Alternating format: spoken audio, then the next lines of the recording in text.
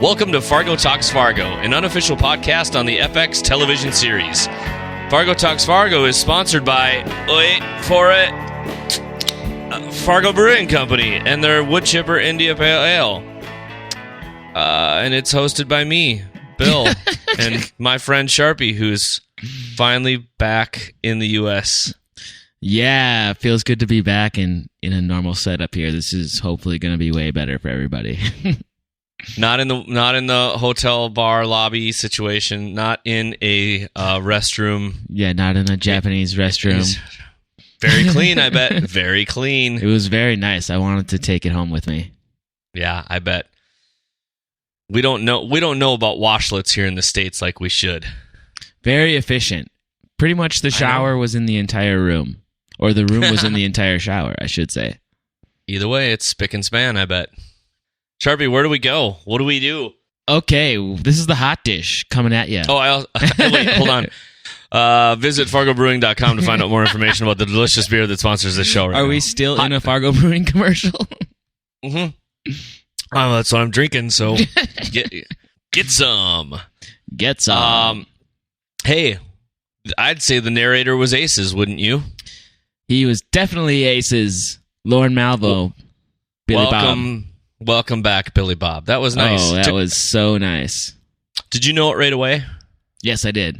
Immediately. I didn't. It took me a little while because I think I was a little preoccupied just typing up the bird, duck, cat, grandfather as I was taking notes. Sure, yep. Yeah, so Fargo, Season 3, Episode 4, The Narrow Escape Room. Mm-hmm. I love that we're getting... Go ahead. Go ahead, sir. No, you go, sir. You go. The Narrow Escape Room. I'm glad that we're getting back to sort of the original way of storytelling with the parables and whatnot. And the fact that you don't know shit about bridge. Well, yeah. I mean, we still got obviously a bridge title, right? I'm assuming that is a bridge thing. Not that I know of. No. The Narrow Escape Problem? I don't think it is. Oh, okay. I was just kind of assuming now. But we are talking about Peter and the Wolf. It's a physics problem, isn't it? Oh, maybe. Well, I know neither. Narrow. Here, as we research and record, narrow escape problem. Dear Google. Anyway, I think the tough part is going to be to hot dish this. There's so much stuff going on that narrow escape problem, a ubiquitous problem in biology, biophysics, and cellular biology, blah, blah, blah, blah, blah. Okay, so we finally have a non-bridge related title. It's a Brownian particle is confined to a bounded domain by a reflecting boundary, except for a small window through which it can escape. Oh, so this is basically, real quick, me thinking it's the narrow escape problem is the yard from... Peter and the Wolf. Yep. There we go. And the show. All right, we'll see you guys Sunday. Yeah, so I did feel like they kind of handed it to us a little bit too easy. It was a little bit too easy with setting up the characters as they relate to the story. In the past, like in season 1, we were always trying to relate characters to characters in the parable or the fable or whatever the show was about. This time they're just kind of pretty obvious about it, although I didn't like some of the picks. No? But this is what's going to be fun about this hot dish, is we can relate some of the characters in the show Fargo to some of the characters in Peter and the Wolf, and then we can kind of see how they tie into the story, and get some feedback from viewers as to their hypotheses, and then we can tie that back in later on in the week. Yeah. And see everybody's takes on it. Yeah, and I think, the thing I think about, though, too, is that I think that they can do this just as a reference and a framework for telling part of this story this week. I don't necessarily know if it's going to stay. No, right. I've given into that. I did look briefly that Noah didn't write this episode. Okay. At least I got to go check the credits again, though. I mean, he's always credited for creating the show, but I don't think he wrote the show. And I just, right before you got on the line, I looked up the credits for it, and it's Monica Beletsky wrote this episode. Okay. So we'll see what happens. But interestingly enough, she also writes for The Leftovers on HBO that also stars Carrie Coon. and she also has written for Friday Night Lights, which I have no problem admitting I love that show. So I was really finally happy because I know I had maybe commented early on about VM Varga's teeth, and now I guess we know why. Yep, he's got bulimia teeth. Mm-hmm. Better than meth mouth. You know, if you're gonna have an affliction, they all suck. Is it better?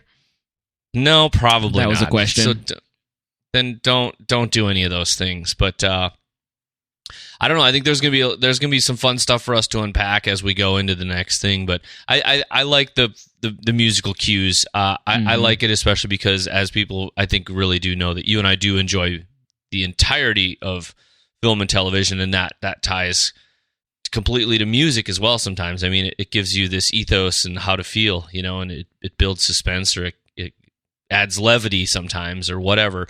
So I liked it overall. I thought it was fun. It was nice to get little reminders throughout the show as to the characters and what part they were playing. Mm-hmm. Like when Nikki Swango is sort of passing by Gloria, and there's let's see, Nikki she's the clarinet, the cat. Yep. And you hear that little flutter of the clarinet as they pass each other. The clarinet and the strings, because Gloria is Peter. Yep. So those types of little things are fun. When it opens up and it's kind of going through all the characters, I think, if I remember right, they listed Cy as the grandfather, played by the oboe. Yes, he is. However, I think Cy is more the cat, because in the story there's a duck and a bird, right, and they're arguing. The duck, because the duck can swim and can't really fly, and the bird can fly and can't really swim, so they're kind of bickering back and forth as they're in the meadow. And the cat, meanwhile, is stalking them the whole time. Cy is stalking Ray, who is set up as the duck. He's probably not necessarily stalking Emmett, who's technically the bird, as it's set up in the beginning.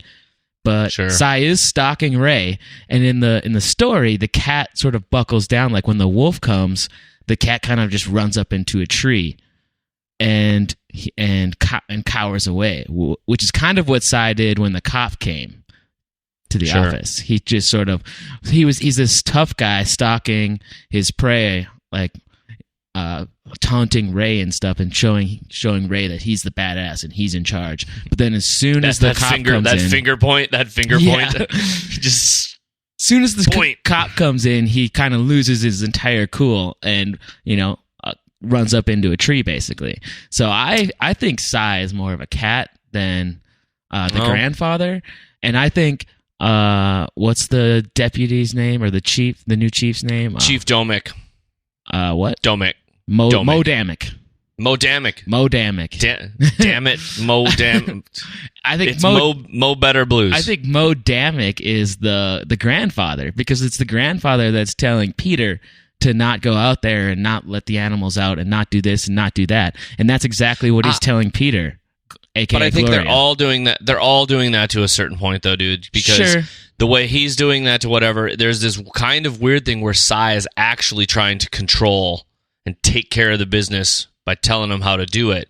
And it comes back, even with Cy, when he goes to try call him in that scene, and he's like, "Oh, I'm sorry, I thought you were in charge." VM says to him, but that's not like. I don't think that's the same. I mean, I do agree that there's. I also don't think they stick to this the whole episode either. Sure, I can definitely agree to that, but I do feel like Mo Damick was very clearly the grandfather type character, because he was authoritative and kind of scolding Peter / Gloria / Peter, and telling her not to do things. And she was like obviously going against his word, which is what Peter does. Oh, absolutely. So I don't know.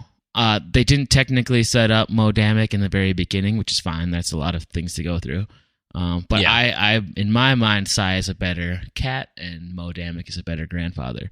But don't want to get nitpicky. That's just my take. Sure. Yeah, and I think they broke that kind of whole thing just because when Winnie, the cop Winnie, is in there talking to Cy, it's the Jerry Lundegaard scene. It's this all the way down to the fact that like if I'm remembering correctly, he doesn't even take his jacket off. He still wears the parka the whole time they're in there talking. Mm-hmm. You know, and he just hustles the whole thing through and wants to get out of it. You know, he's like, oh yeah, well we'll look into that and we'll get back to you. Then you can, you know, you just might as well be going now, eh? Take off, huh? Mm-hmm. So I was thinking just a little bit like overall, and I may change my mind entirely by the time we get to Sunday. For me, by the way, hands down, the line of the game was, you gotta put her in her. That was you think so? It's just, hey, it's the second time a tampon has come up in this TV, this season. Like, I mean, seriously, a tampon has been talked about like 3 times now. Hey, man, feminine hygiene is the preferred nomenclature. Yeah, no, well, actually, it was cremains. Cremains is the preferred nomenclature. Thank you, Walter Sobchak. Yeah. Yeah, did you hear that? And you're just like, damn it, Bill is going to talk the shit out of this. I thought it was going to be the first thing you were going to say, to be honest. It wasn't. I wanted to hold on to that for just a little bit. Also, nice little fun tie back. The bag says Laverne, which was the town. I was just going to mention that. What did you make? I thought it was kind of interesting that that there was the whole Millie just moved down from Bemidji in the bank, and he's like, get the man a cream soda, which was the same thing that Thaddeus asked for before Howard told him he was the cheddar. Oh, good, nice, good catch. So I don't know if there's a connection. Well, actually, there is a connection, because now look at it. So here it is. Here is this guy Thaddeus who goes and gets taken advantage of by Howard Zimmerman and his and I just forgot her name, the Vivian Lord and Vivian Lord, and then at the same time, right now, I still think, even though he's very persuasive, Emmett, they think he's Ray, but they think he's Emmett. He's going to be taken advantage of in the same way by VM Varga. Oh yeah, without the cocaine and sex. Sure. Well, I don't know what VM's into. Not eating. Well, not keeping the food he eats. He eats, man. He was eating a full-on English breakfast there, which I was pretty jealous of at the time. I got really hungry until I saw him go into the bathroom and lay down that towel, and I thought, oh, he's going to launch it. And the minute I saw that, I thought, that's what's wrong with Mofo's teeth. I got really hungry until I saw him fisting those over-easy eggs. What do you make of? Wait, I want to get back to the bag just for a split second. I don't know if there's any more to it. Do you think that's just a callback to Laverne, Minnesota, or do you think? I feel like it's a halvesy. It's half Laverne, Minnesota, half Donnie. Yeah. Okay. And for those, I assume if you're watching season 3, you've seen season 2, but maybe not. Laverne, Minnesota is where season 2 took place. Yeah, part of it, and then Donnie has been cremated, but I don't know. I didn't. Wow, just a whole bunch of Gloria not being able to use electronics, and we get to actually visibly see even more of her frustration. But I did think to myself, I noticed she had a cordless phone on her wall, and I wondered if she would be able to use it. Or if only her kid can answer that phone. You know, I feel like she's got to have one with like full-blown copper wire still running through the motherfucker. Mm-hmm. But I'll be so annoyed if that never gets kind of answered, or at least thematically changed, unless somebody's got some kick-ass ideas about what it really says yet. But like I said, the only person who knows that is Noah. Please call. My number is 241 9000. No, don't. I'm gonna bleep that out again. No, you dick. I don't know. Do it. Leave it in. No. But I had a moment. You know, we don't want to go too far here, but boy, I felt a little bit of pride for Ray when they called her. You know, when they said, "A swango's a skank you can fry bacon on." Mm-hmm. And he looked at those pictures, and the man had he was beaming with pride at landing a lovely lady like Nikki Swango, who's gonna hook them up with the plumbers. Which, did you like that it was like Burt Landsman Plumbing Supplies, and then she said, "Our shit's coming in." Burt Lurdsman. Lurdsman, yeah. What a great name. Speaking of those Lordsman. pictures, who's taking those? That's what I want to know. I feel like VM Varga has been working this angle far longer than we have known. Oh, clearly. I mean, And he's think been doing his research. He's been tapping the phone lines, but I want to know. So I think he's the one that sent the photos in. Of course. In an effort to just start breaking down his brother's thing, but I don't know. Why would he want to make him desperate is what I don't know. What did you make? You don't have to go anything, but I didn't see it coming that VM Varga is living in the... It's not sex slaves. It's just where VM Varga lives. The semi-trailer in the parking lot that they were talking about. I don't know. What's in it? And he's like, sex slaves? Right. Or drugs, or it just might be VM Varga. Because he had a whole cot in there and everything. Just a bulimic Englishman living Hanging in a out. trailer. Being a lot invisible. Of places good strategy. That guy's been a lot of places, though. London, Manila, Johannesburg, Rome. To the favelas of Brazil. Yeah, the villas with 6-year-olds have Glocks and stuff. I love that was a hell of a scene and a hell of a turning of the tables. I'm showing my fingers turning, Charpie. Did you notice the scene started with Emmett in kind of this position behind his own desk and saying, "No, I'm not going to be your partner. What are you doing?" And by the time that scene ended, VM was at his desk and he was signing away partnership. Mm-hmm. It was a great like scene of this talk where he's like, "I'm already rich." On the desk though. Yeah. What? Yeah. They did? Yes. But the camera moved too. So by the time he puts the paperwork, 180. Yes, I guess we'll find out. Yeah, we'll have to watch. I'm pretty sure. I missed that. If so, good catch. It's airing right now because I noticed that the camera moved, and yeah.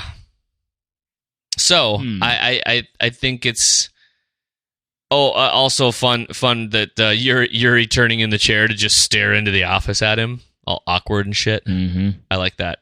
And that Hummer, it's gonna bite him in the ass. That's what you get for running into that Subaru. Oh man, watching him squirm in front of that cop was fantastic.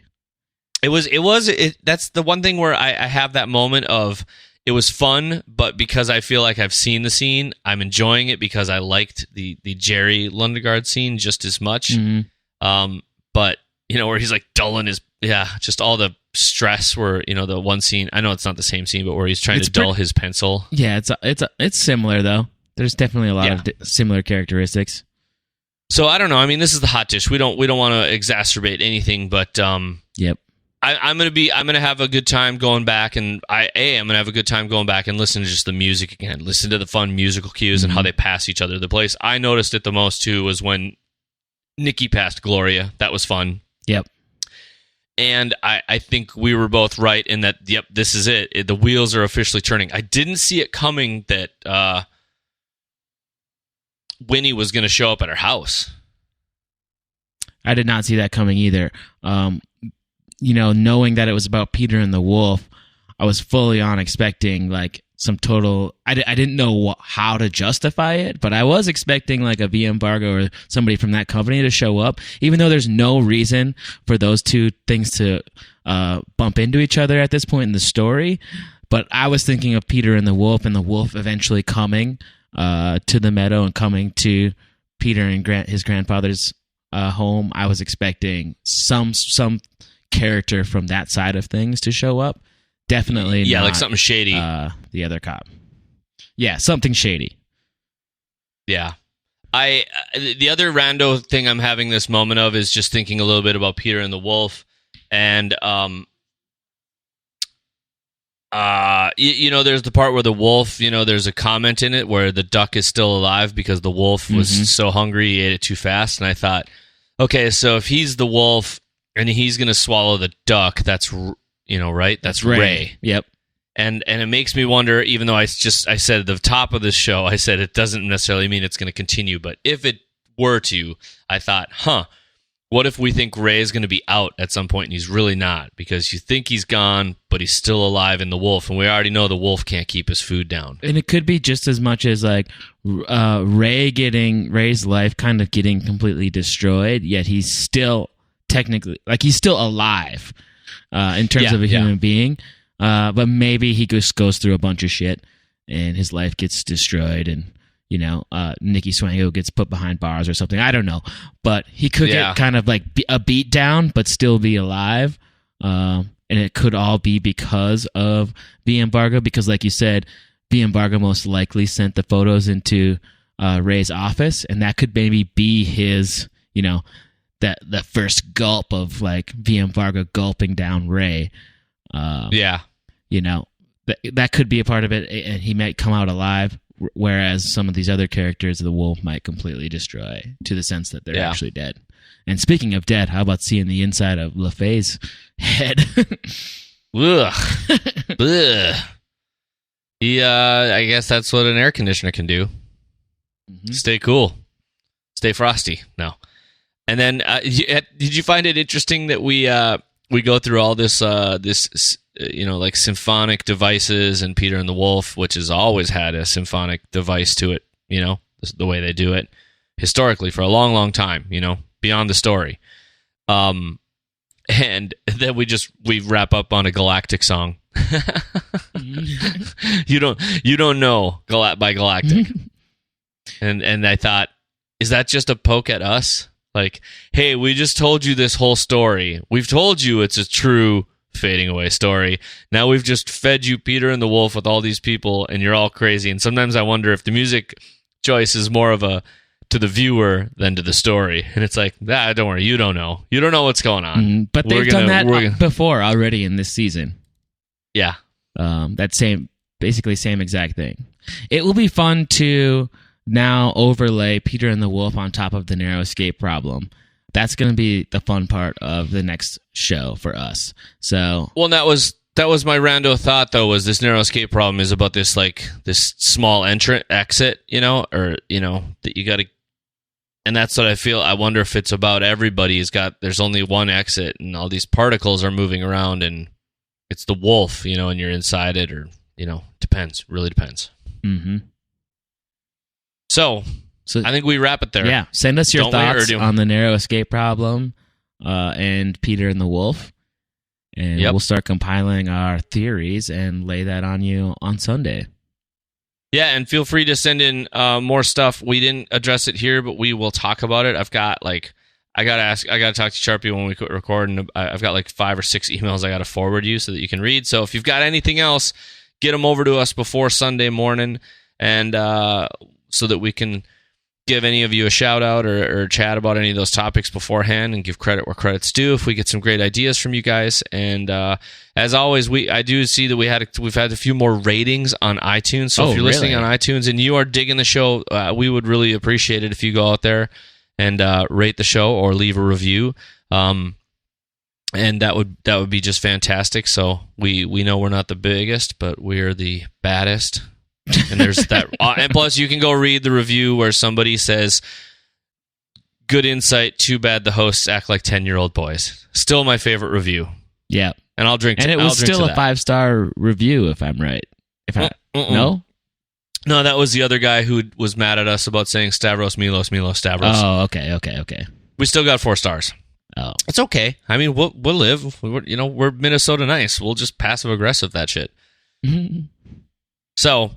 I'd say until then, eat your hot dish, eh? Yeah. I'm gonna try to make a hot dish by Sunday. Oh, that reminds me. So let's talk about that.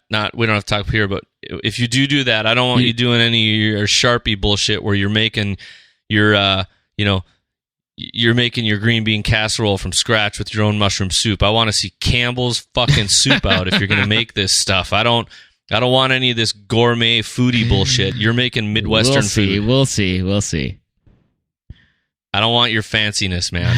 This is riveting banter talking about hot dish. Well, you know what? This is the hot dish, so this is where this happens. I'm just telling you, if you do something, I don't want to see any microgreens or perfectly chopped chives anywhere, because there's no fucking chives and Hotdish in this, around here. Man, I just got really We'll hostile see. with you too. One beer in, and I'm already like angry dad. I'm sorry. I'm sorry, there everybody. fucking chives in this Hotdish, woman? Oh, What are those I just- green things? yeah, that's too much vegetable. The noodle to meat mixture is way off now. So we'll get around to it. It's gonna happen. It's gonna happen. All right, on that was Sunday. enough. That's enough. I derailed everything. Actually, I'm so Sunday's sorry. a good day for the show if we are actually going to make a hot dish, because hot dishes on Sundays are the best. They really are.